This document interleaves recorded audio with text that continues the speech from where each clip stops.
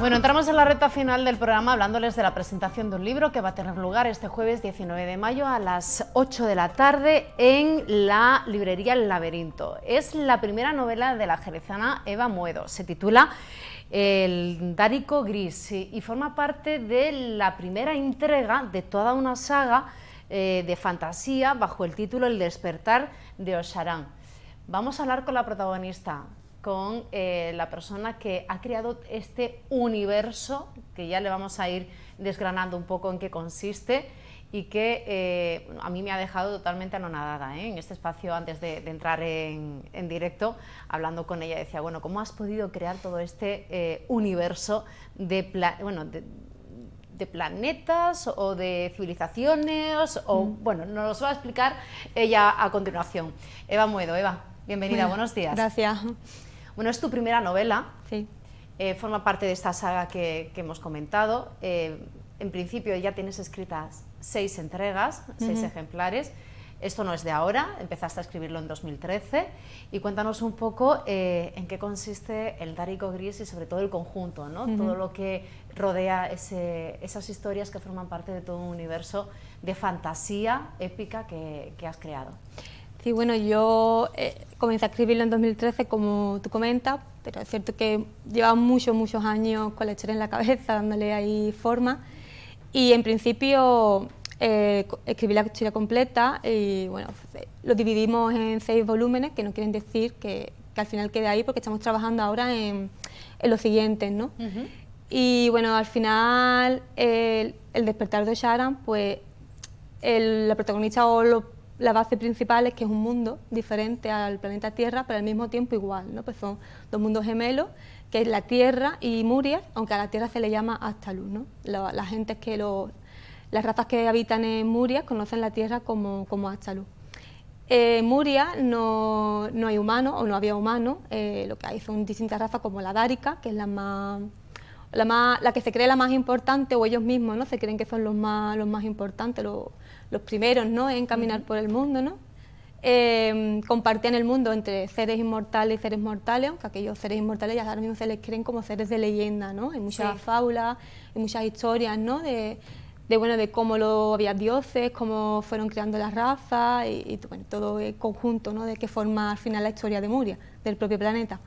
Y los humanos de pronto empezaron a llegar, que se les llama humanos traspasados, empezaron a llegar de Aztalú a Muria. No se sabe bien por qué, y mucho menos ni cómo, ni a qué se debe, ni qué se espera de ellos. Entonces al final los humanos acaban convirtiéndose como en una raza usurpadora, ¿no? Una raza invasora. Sí. Que las otras razas, bueno, no están muy colaborativas con ellos, ¿no? Y el libro comienza, de hecho el Dárico Gris comienza con el encuentro entre una humana de Aztalú y un Dárico de Muria. Que no se sabe exactamente cómo esos traspasados, ¿no? Claro. Han llegado a ese planeta de Muria. Yo antes te decía, bueno, ¿esto es un paralelismo o se podía identificar con otras historias conocidas? Y me has dicho, es más que nada como El Señor de los Anillos, ¿no? Bueno, por la escenografía en sí, ¿no? No es que se parezca, pero sí, yo por ejemplo bebí mucho de la literatura fantástica, por ejemplo, de Crónica de la Dragonlance, que de hecho lo pongo en los agradecimientos porque fue la primera saga realmente fantástica que yo leí, incluso antes de leer a Tolkien. Y sí, es un poco ese tipo de fantasía, ¿no? Fantasía donde hay dragones, o no estoy diciendo que haya, pero la típica fantasía de razas extrañas, ¿no? Como ocurre en El Señor de los Anillos, que hay elfos, hay enanos. Sí. Y bueno, un mundo al final de seres fantásticos y de magia, ¿no? Lo que son las bases de la novela. Hay que decir que cada civilización, cada personaje fantástico que aparece, todo forma parte de un universo de creatividad en tu interior.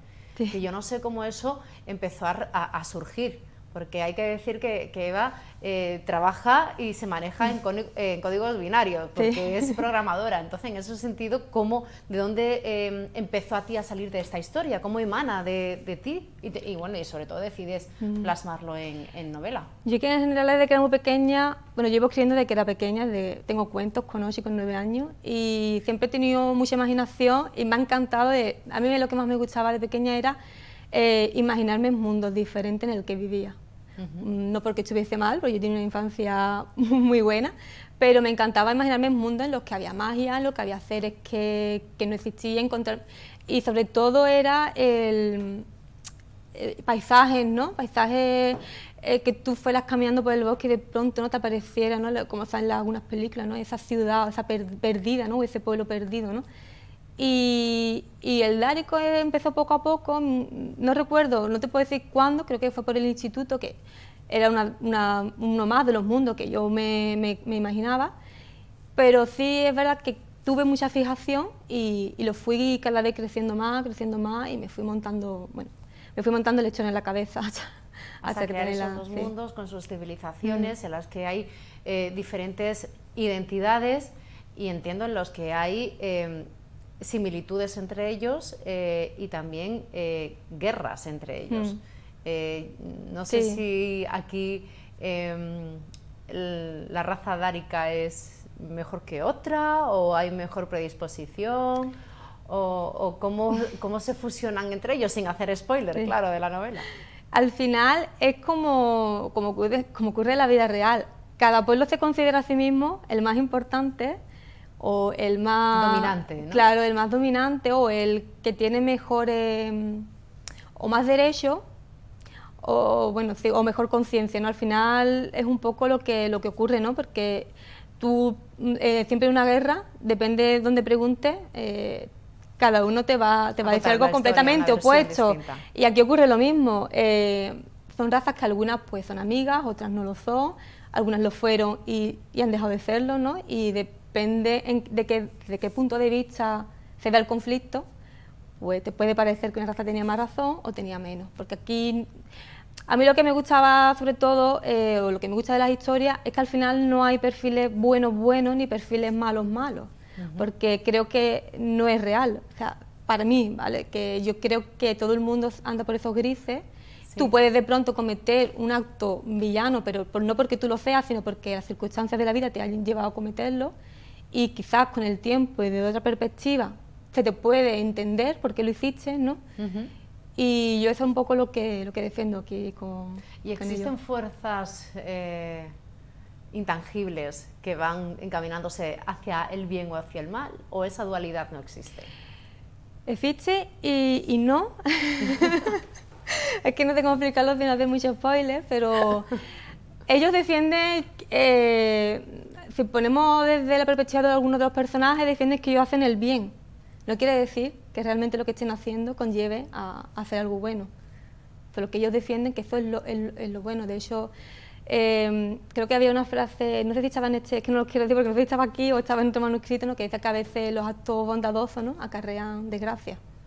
No siempre, cuando tú haces algo bueno, quiere decir que al final hayas conseguido hacerlo de verdad. Lo mismo hacer lo contrario. No sé, porque hay que decir que están esos mundos, dentro del libro, aparte de todos los personajes, hay un mapa propio de esos mundos, incluso casi un lenguaje propio que has creado también. ¿Y cuántos personajes forman parte de esta saga, de este libro? ¿Cuántos mundos, cuántas especies? Yo no sé si has enumerado todos los integrantes y todos los agentes, ¿no? que forman parte de la historia.